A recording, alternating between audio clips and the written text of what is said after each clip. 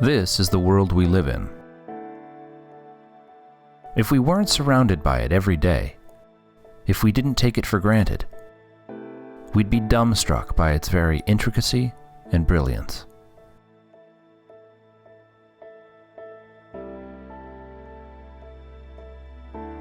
This is an ordinary, familiar wooden pencil.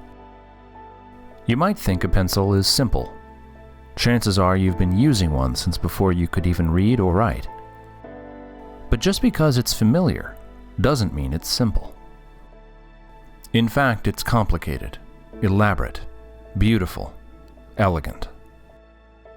Its very existence is too improbable for any one person to truly comprehend. These are the basic materials that go into a pencil: graphite, cedar, metal, and rubber.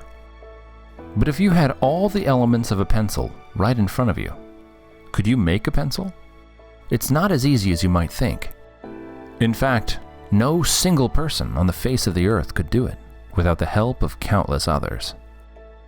And this is the key to understanding the world.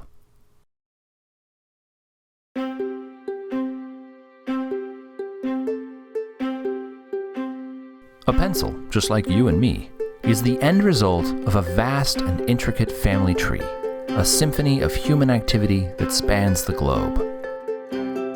Through their work and knowledge, a vast number of people have had a hand in making this simple pencil. Unlike your family tree, this one begins with an actual tree. The most immediate ancestor of the pencil is a cedar tree in the Pacific Northwest. But the loggers who harvest the timber are also its ancestors.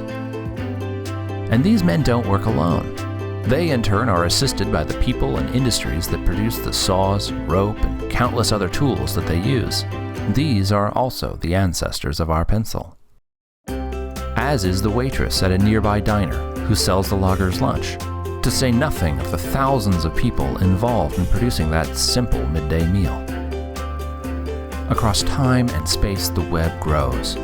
Consider the roads, trucks, ships, communication systems, and the people who design, build, and maintain them. All of them are necessary to bring the lumber to the mills and the slat factories that process them.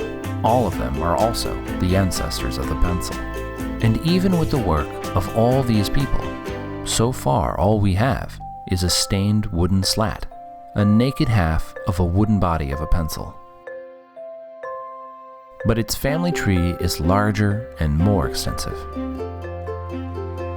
The graphite is mined in China and Sri Lanka. At the pencil factory, it's mixed with clay and heat and other materials before it's extruded, dried, and baked in a kiln. People from different continents, different cultures, cooperate to bring these materials together with waxes and kilns and equipment from across the world. These too are the ancestors of the pencil.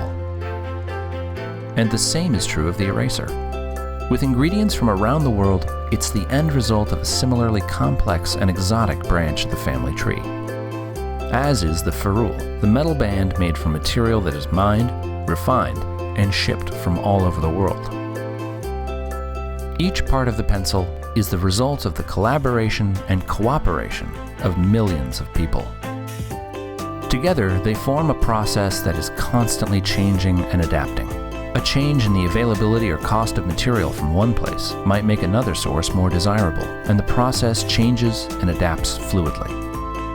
And there is a fact that's still more astounding: the absence of a mastermind, of anyone dictating these countless actions which bring a pencil into being. Each member of this family tree supplies only a small amount of the necessary know-how needed to make a pencil. They do so voluntarily, not because they necessarily want pencils or like pencils, but because by working to create them, they exchange their labor and skills for the wages that let them buy what they want and need. What you're seeing is the market at work. The spontaneous configuration of creative human energies, of millions of people with their various skills and talents organizing voluntarily in response to human necessity and desire, as if led by an invisible hand to promote an end which was no part of the intention. Every second we are alive, we benefit from the products of voluntary, spontaneous cooperation. This is the modern world.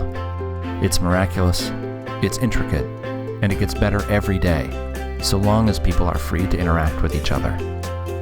If we can leave the creative energies of humankind uninhibited, there's no limit to what we can accomplish.